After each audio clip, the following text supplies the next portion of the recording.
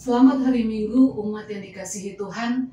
Dengan hati yang gembira kita datang menghadap Tuhan di dalam ibadah pada saat ini.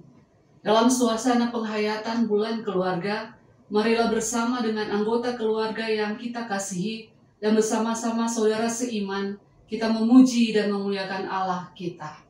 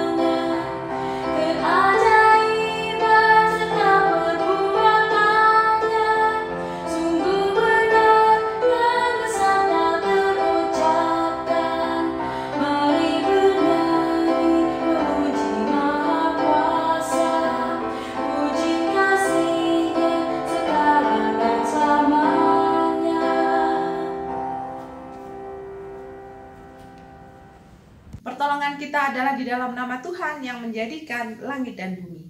Kasih karunia dan damai sejahtera dari Allah Bapa kita dan dari Tuhan Yesus Kristus serta Roh Kudus beserta saudara sekalian. Dan beserta saudara juga. Kekuasaan bisa dimiliki oleh siapapun, bahkan di dalam keluarga sekalipun ada kekuasaan. Kekuasaan sesungguhnya bersifat netral. Jika dikelola dengan baik dan bertanggung jawab, kekuasaan bisa mendatangkan hal yang positif bagi sesama. Namun jika disalahgunakan untuk kepentingan pribadi, kekuasaan hanya akan mendatangkan keributan dan perselisihan. Melalui tema ibadah, mengelola kekuasaan dalam keluarga, kita akan belajar untuk mengelola kekuasaan dengan hikmat dari Tuhan untuk mendatangkan damai sejahtera Tuhan di tengah keluarga kita.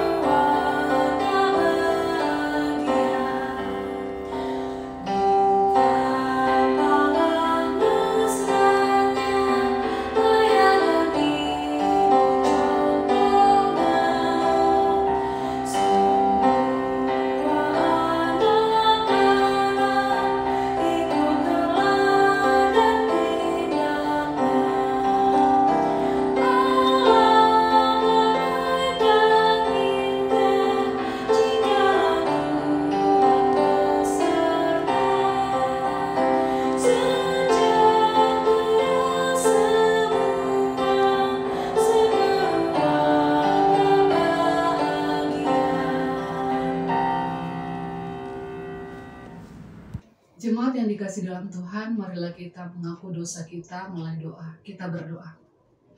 Allah yang maha baik, dengan kerendahan hati kami datang menghadap Engkau. Kami menyadari bahwa kehidupan kami sehari-hari masih kerap diwarnai dengan sikap dan tindakan yang mendukakan hati-Mu dan hati sesama kami. Kami belum sepenuhnya mampu menjadi pembawa damai di tengah keluarga maupun di lingkungan sekitar kami. Apa yang kami ikuti adalah kehendak serta kepentingan diri kami sendiri. Ampunilah kami ya Tuhan, perbaharuilah diri kami, supaya kami semakin bertanggung jawab untuk mengisi kehidupan kami dengan mengikuti teladan Kristus. Di dalam nama Kristus kami memohon pengampunan. Amin. Berita anugerah. Marilah kita mendengarkan berita anugerah yang terambil dari Efesus pasal 2 ayat 8-9 yang berbunyi demikian.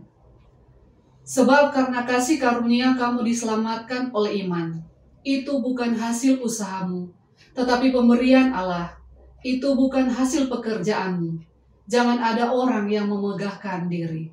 Demikianlah berita anugerah dari Tuhan. Syukur kepada Allah. Mari saudara, sebelum mendengarkan firman Tuhan, bersama-sama kita akan mohon pertolongan Roh Kudus.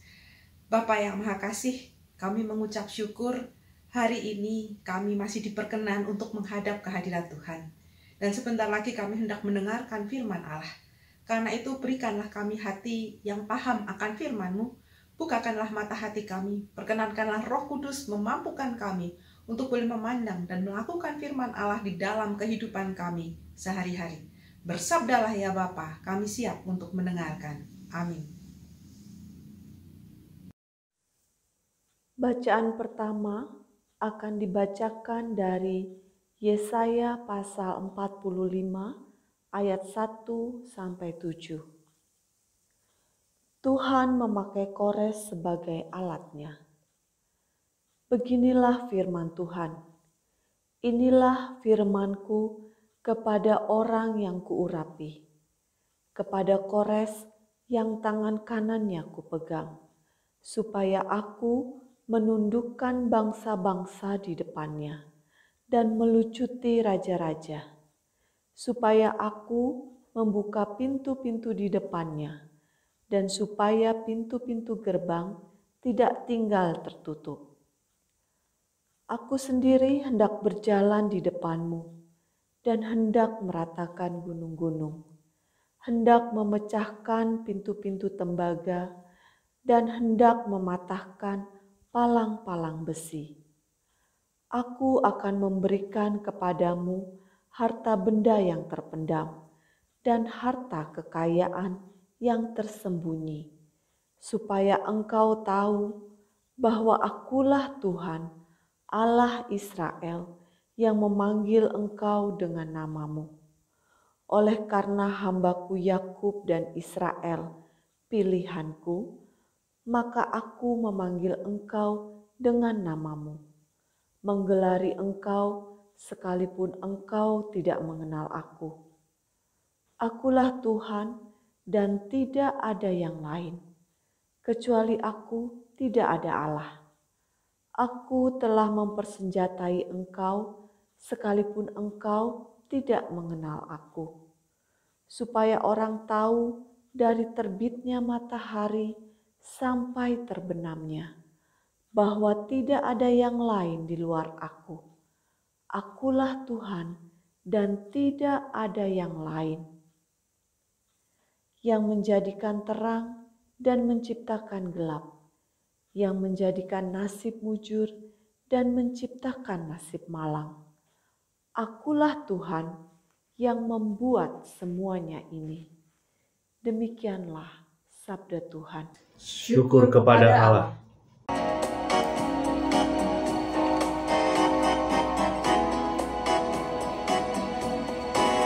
Nyanyikanlah nyanyi yang baru, nyanyikan bagi Tuhanmu. Segenap bumi bernyanyilah, pujilah Tuhan Allahmu.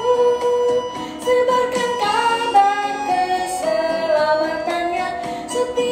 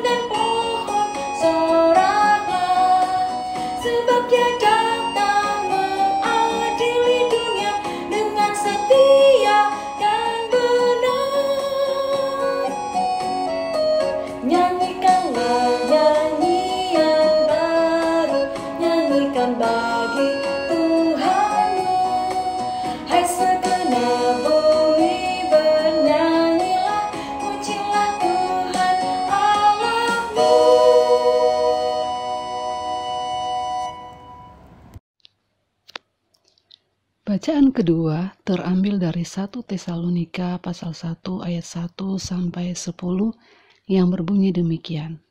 Dari Paulus, Silwanus, dan Timotius kepada jemaat orang-orang Tesalonika yang di dalam Allah Bapa dan di dalam Tuhan Yesus Kristus. Kasih, karunia, dan damai sejahtera menyertai kamu. Kami selalu mengucap syukur kepada Allah karena kamu semua dan menyebut kamu dalam doa kami. Sebab kami selalu mengingat pekerjaan imanmu, usaha kasihmu, dan ketekunan pengharapanmu kepada Tuhan kita Yesus Kristus di hadapan Allah dan Bapa kita. Dan kami tahu, hai saudara-saudara yang dikasihi Allah, bahwa Ia telah memilih kamu. Sebab Injil yang kami beritakan bukan disampaikan kepada kamu dengan kata-kata saja, tetapi juga dengan kekuatan oleh Roh Kudus dan dengan suatu kepastian yang kokoh. Memang kamu tahu bagaimana kami bekerja di antara kamu oleh karena kamu, dan kamu telah menjadi penurut kami dan penurut Tuhan dalam penindasan yang berat. Kamu telah menerima firman itu dengan sukacita yang dikerjakan oleh Roh Kudus, sehingga kamu telah menjadi teladan untuk semua orang yang percaya di wilayah Makedonia dan Akaya. Karena dari antara kamu firman Tuhan bergema, bukan hanya di Makedonia dan Akaya saja, tetapi di semua tempat telah tersiar kabar tentang imanmu kepada Allah, sehingga kami tidak usah mengatakan apa-apa tentang hal itu. Sebab mereka sendiri bercerita tentang kami, bagaimana kamu sambut, dan bagaimana kamu berbalik dari berhala-berhala kepada Allah untuk melayani Allah yang hidup dan yang benar, dan untuk menantikan kedatangan anaknya dari sorga yang telah dibangkitkannya dari antara orang mati, yaitu Yesus yang menyelamatkan kita dari murka yang akan datang. Demikianlah sabda Tuhan. Syukur kepada Allah. Pembacaan Injil diambil dari Matius pasalnya yang ke-22 ayatnya yang ke-15 hingga ayatnya yang ke-22. Kemudian pergilah orang-orang Farisi. Mereka berunding bagaimana mereka dapat menjerat Yesus dengan suatu pertanyaan. Mereka menyuruh murid-murid mereka bersama-sama orang-orang Herodian bertanya kepadanya, "Guru, kami tahu Engkau adalah seorang yang jujur dan dengan jujur mengajar jalan Allah, dan Engkau tidak takut kepada siapapun juga, sebab Engkau tidak mencari muka. Katakanlah kepada kami pendapatmu. Apakah diperbolehkan membayar pajak kepada Kaisar atau tidak?" Tetapi Yesus mengetahui kejahatan hati mereka itu lalu berkata, "Mengapa kamu mencobai aku, hai orang-orang munafik? Tunjukkanlah kepadaku mata uang pajak itu." Mereka membawa suatu dinar kepadanya. Maka ia bertanya kepada mereka, "Gambar dan tulisan siapakah ini?" Jawab mereka, "Gambar dan tulisan Kaisar." Lalu kata Yesus kepada mereka, "Berikanlah kepada Kaisar apa yang wajib kamu berikan kepada Kaisar, dan kepada Allah apa yang wajib kamu berikan kepada Allah." Mendengar itu, heranlah mereka dan meninggalkan Yesus, lalu pergi. Demikianlah pembacaan Injil Tuhan Yesus Kristus. Yang berbahagia adalah mereka yang mendengarkan firman Allah dan yang melakukannya. Haleluya. Haleluya, haleluya, haleluya.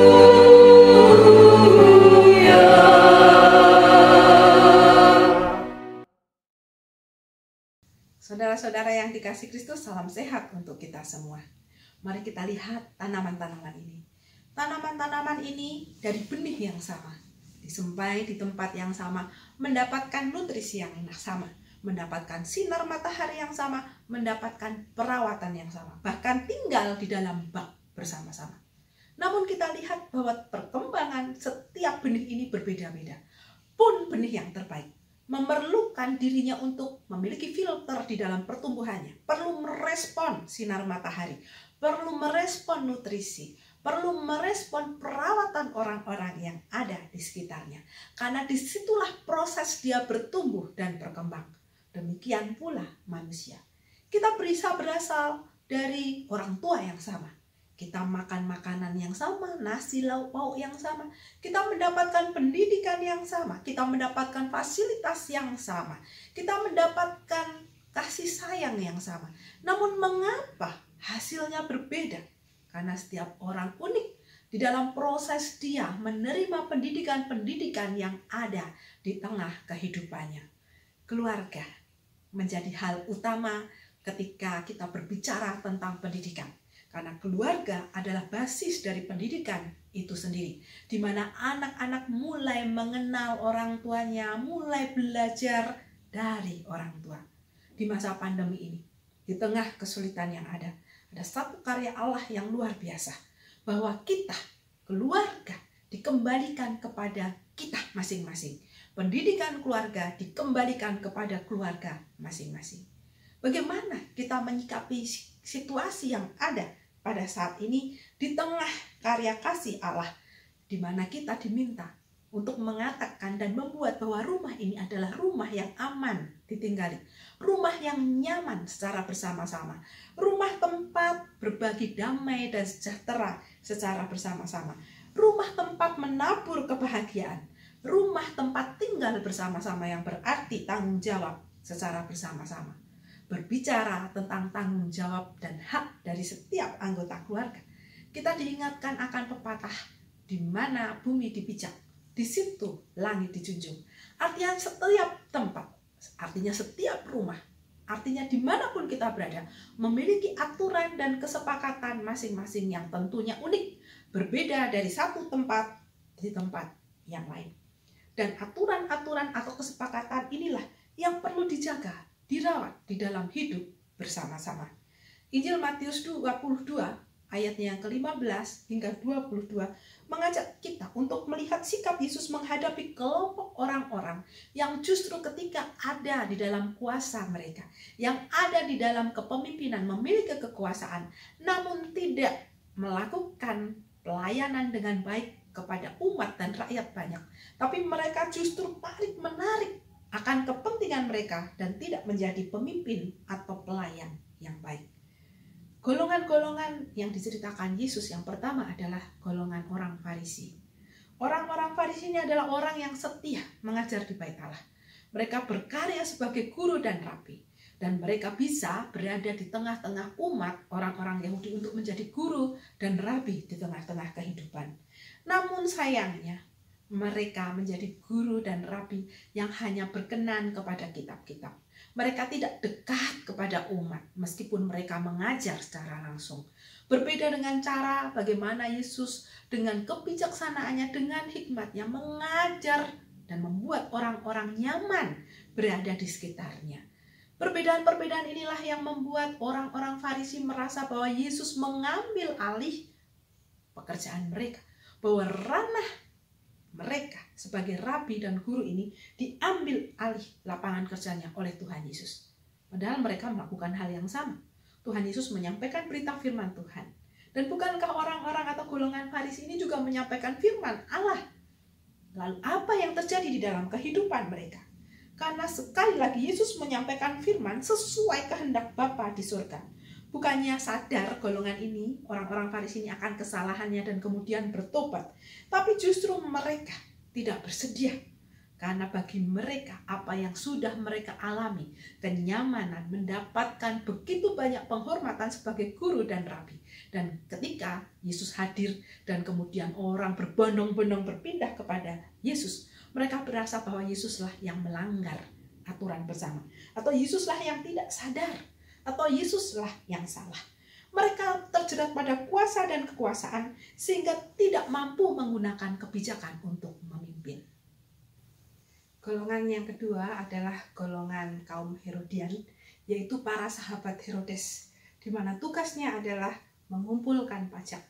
Mereka mengajak rakyat untuk setia membayar pajak kepada Kaisar melalui Herodes. Mereka semacam orang-orang pengambil pajak, yaitu pemungut cukai. Sedangkan orang-orang Farisi tidak suka dengan kehadiran mereka. Mengapa? Karena saat itu situasi mereka sedang berada di dalam penjajahan orang-orang Romawi. Jadi ketika umat akhirnya memilih membayar pajak, maka umat bisa mengatakan tidak punya uang lagi untuk diberikan kepada bait Allah sebagai persembahan bagi mereka. Karena itu mereka kehilangan pendapatan. Apalagi dengan kehadiran Yesus. Yesus membuat orang-orang ini beralih untuk mengikut Dia. Orang-orang ini jadi tidak memiliki umat lagi karena merasa umatnya atau ladang pekerjaannya diambil oleh Tuhan. Mereka adalah orang-orang yang kehilangan panggung dan uang akhirnya. Karena itu mereka merasa marah, lalu mencoba mereka-reka untuk menjerat Yesus. Dan mereka mengajak orang-orang Herodian. Orang-orang Herodian sendiri tidak berurusan dengan masalah agama. Bagi mereka membayar pajak itu penting, titik, tidak ada yang lain. Situasi ini dimanfaatkan oleh orang-orang Farisi untuk membuat nama Yesus terhilang dari persaingan para pendengar firman Tuhan. Bagi mereka, kehadiran Yesus mengurangi kesempatan orang-orang untuk memberikan persembahan kepada mereka. Betapa tidak, ketika mereka mengikut Tuhan, Tuhan tentu tidak membutuhkan uang-uang mereka. Karena Tuhan mengabarkan firman Allah, yang terpenting bagi Tuhan adalah mereka datang hadir mendengarkan firman Allah. Karena Tuhan sanggup untuk menghadirkan, membuat makanan dan membuat mereka kenyang. Dan saat itu mereka tidak bisa melihat bahwa Yesuslah juru selamat yang sedang dinanti-nantikan itu. Dia adalah seorang guru, rabi, namun juga Mesias yang sungguh bijaksana dan mampu memahami hati setiap umat. Karena itu Bapak Ibu Saudara yang dikasihi Tuhan, di sini kita melihat pertentangan-pertentangan politis ini untuk membuat Yesus ini dijauhi oleh para penggemarnya. Mereka kemudian menyuruh orang-orang atau murid-murid mereka bersama kelompok Herodian ini untuk datang kepada Yesus. Mereka mengungkapkan kata-kata manis guru bahwa engkau adalah orang yang jujur. Engkau jujur mengajar jalan Allah. Engkau tidak takut kepada manusia serta tidak mencari kemuliaan diri sendiri atau cari muka. Tetapi setelah itu mereka hendak menjatuhkan Yesus dengan perkataan, apakah diperbolehkan membayar pajak kepada kaisar atau tidak?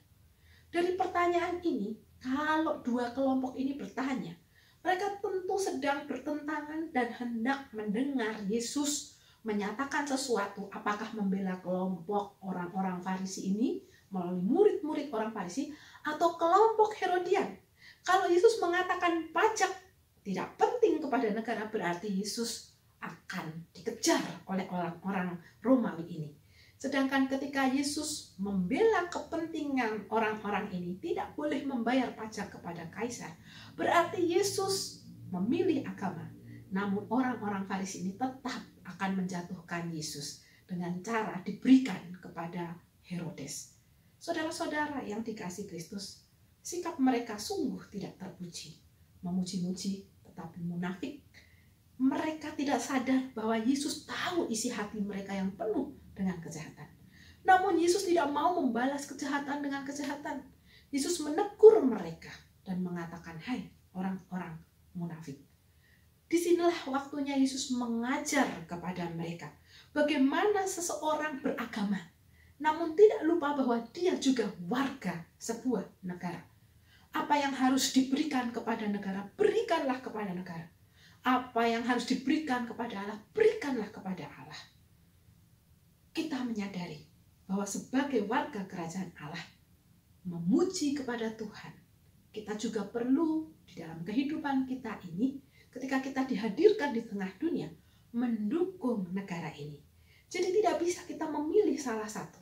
Karena Allah lebih penting, justru ketika kita beragama dan beriman kepada Tuhan, bagaimana iman atau agama ini mengejawantah di dalam hidup kita, sehingga kita menjadi warga negara yang baik, yang mampu menjadi teladan di tengah kehidupan ini.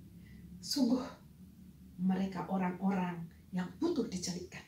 Dan ketika mendengar jawaban Yesus, berikanlah kepada kaisar apa yang wajib kamu berikan kepada kaisar, dan kepada Allah apa yang wajib kamu berikan kepada Allah, mereka tidak sanggup berkata-kata lagi.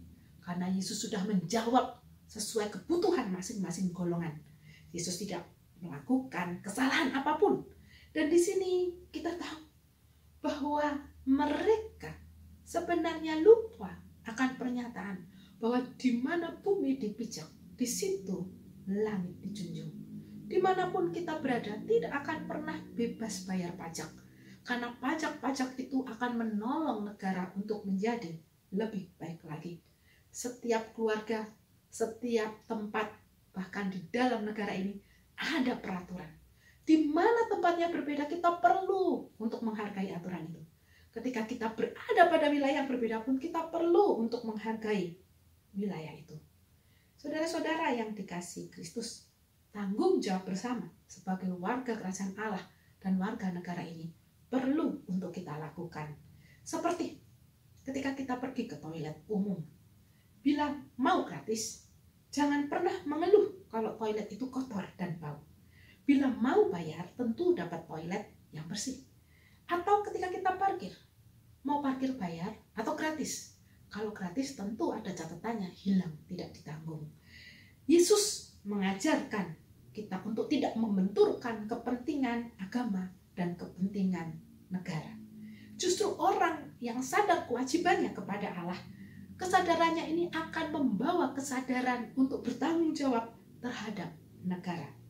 Dekat dengan Allah tentunya menghasilkan sikap hidup yang bersahaja, bijak, dan menjadi teladan di tengah kehidupan.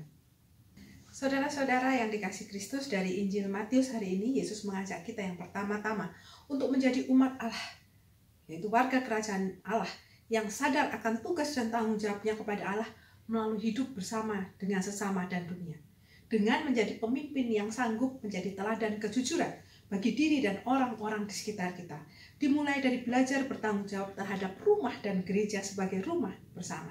Seperti mengelola rumah bersama, melakukan bersih-bersih bersama. Hal yang kedua adalah menjadi warga dunia yang sadar akan tugas dan tanggung jawabnya kepada negara. Membayar pajak hanyalah salah satu kewajiban kita untuk ikut bertanggung jawab terhadap negara. Bukankah setiap kita berbelanja, baik di supermarket atau toko-toko online, kita membeli barang itu sudah dengan pajaknya? Itu adalah salah satu cara kita memberi pemasukan kepada negara yang sudah menjamin keamanan kita dan memberikan fasilitas publik seperti perbaikan jalan dan sebagainya. Seperti kita masuk ke tempat-tempat perbelanjaan, dari pasar hingga mal-mal, parkir pun kita perlu bayar untuk mengelola keamanan. Itu juga bagian pajak yang dengan kesadaran kita bayarkan. Yang ketiga, kita diajak untuk tidak menggunakan kuasa secara sewenang-wenang dengan melakukan kejahatan. Ketika menjadi seorang pemimpin dan memiliki kuasa, maka ia perlu bijaksana dalam mengelola kuasa yang ia punya, hingga ia tidak terjatuh dalam korupsi, kolusi, dan nepotisme. Beberapa hari ini kita dikejutkan dengan adanya undang-undang Omnibus Law. Adalah undang-undang yang bertujuan baik untuk mendorong pertumbuhan ekonomi nasional. Omnibus Law adalah suatu metode atau konsep pembuatan regulasi yang menggabungkan beberapa aturan dan substansi yang aturannya berbeda menjadi satu peraturan dalam satu payung hukum. Undang-undang ini nantinya akan menyasar Undang-Undang Cipta Kerja, Undang-Undang Pemberdayaan UMKM, dan Undang-Undang Perpajakan. Dengan Omnibus Law diharapkan tidak ada lagi tumpang tindih aturan yang berdampak pada program pembangunan dan memburuknya kehadiran investor di bumi Indonesia. Kita juga melihat bagaimana usaha pemerintah dalam mensosialisasikan Omnibus Law mendapat banyak cercaan, namun juga dukungan. Bahkan demo sebagai tanda demokrasi pun bukan demokrasi yang terjadi, namun berujung pada pengerusakan, kekerasan, dan di mana pesertanya bukan hanya buruh, tapi anak, pelajar, dan mahasiswa yang bukan berasal dari kota Jakarta. Dan orang tua yang tidak tahu anaknya terlibat menjemput mereka. Ini adalah sebuah pembelajaran bersama. Bagaimana pendidikan keluarga sungguh-sungguh menjadi dasar atau basis yang penting bagi sebuah keluarga. Bagaimana menjadi warga kerajaan Allah dengan iman masing-masing, dengan agama masing-masing, namun ikut bertanggung jawab terhadap negara. Bukan ikut merusak fasilitas umum atau ruko-ruko orang lain. Karena itu Bapak Ibu Saudara, di dalam bulan keluarga ini, kita diingatkan bahwa rumah menjadi bagian penting dalam pendidikan dasar bagi anggota-anggota keluarga. Karena itu para anggota keluarga perlu belajar seperti yang Yesus lakukan, yaitu jujur di dalam memimpin, mengelola kuasa yang dimiliki, saling menghargai antar anggota rumah tangga, serta memiliki kesadaran dan tanggung jawab sebagai warga kerajaan Allah yang diwujudkan juga di dalam kehidupan sebagai warga kerajaan dunia. Dalam hal ini adalah bagaimana kita bersama-sama di bumi Indonesia ini mewujudkan kesadaran untuk hidup sehat bersama, untuk menggunakan masker, untuk menjaga jarak, untuk mencuci tangan sesering mungkin. Mari kita wujudkan damai sejahtera di tengah kehidupan kita, di tengah kehidupan keluarga, dimanapun kita berada di dalam dunia ini. Tuhan menanti aksi-aksi kita. Amin. Saat teduh untuk kita semua.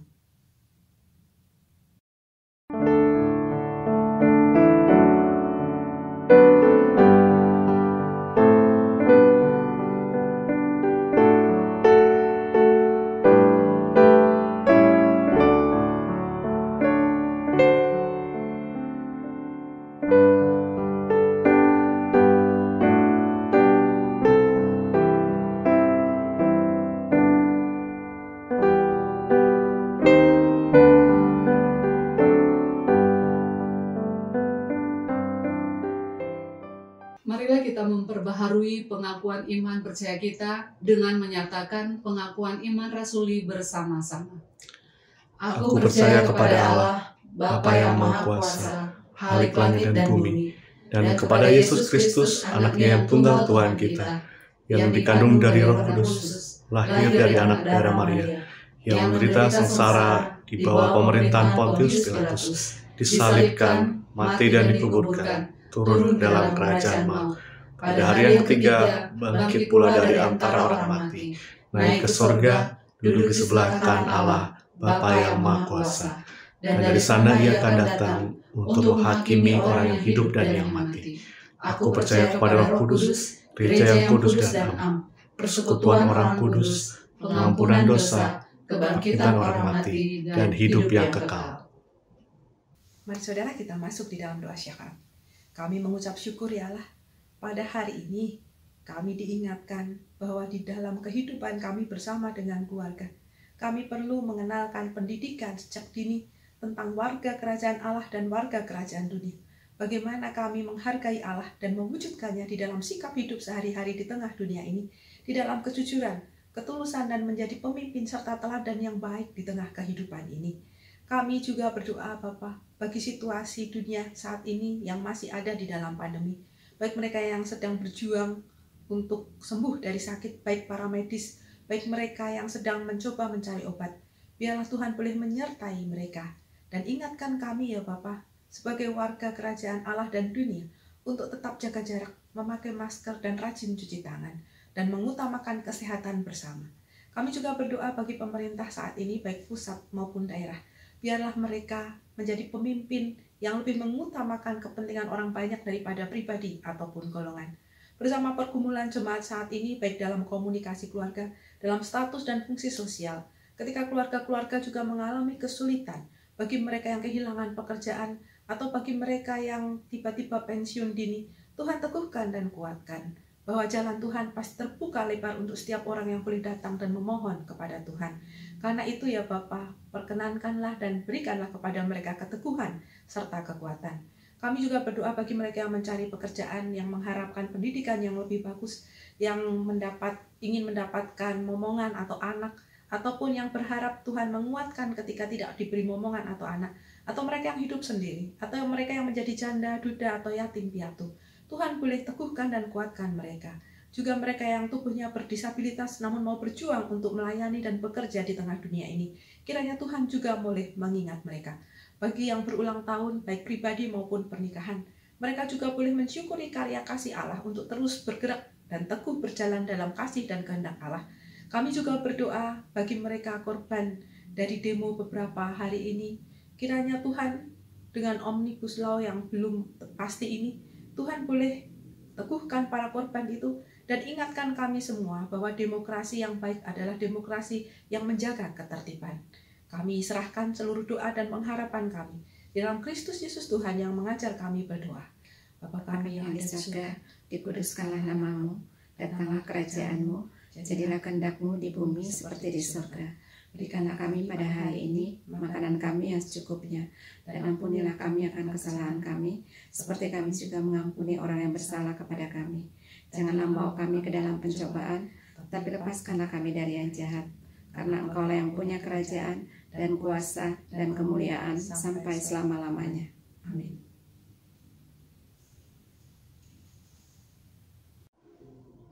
Marilah kita mengungkapkan rasa syukur kita kepada Tuhan melalui persembahan yang akan kita berikan kepadanya. Dasar persembahan terambil dari Filipi pasal 4 ayat 6. Janganlah hendaknya kamu khawatir tentang apapun juga, tetapi nyatakanlah dalam segala hal keinginanmu kepada Allah dalam doa dan permohonan dengan ucapan syukur.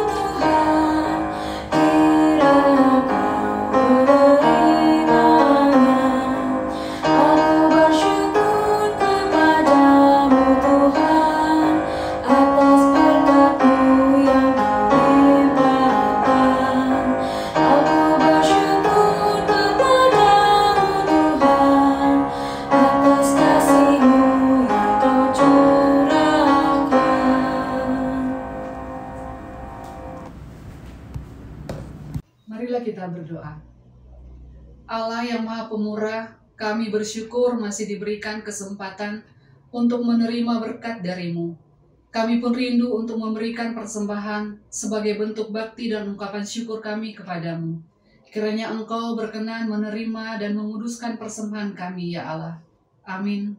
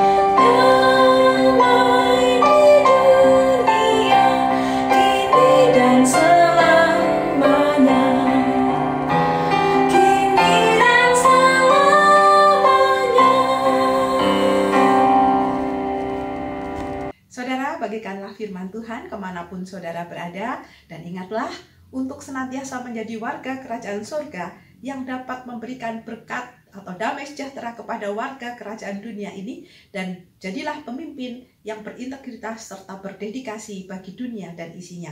Karena itu terimalah berkat Tuhan, kasih karunia dan damai sejahtera dari Allah Bapa kita dan dari Tuhan Yesus Kristus serta Roh Kudus menyertai saudara kini hingga selamanya.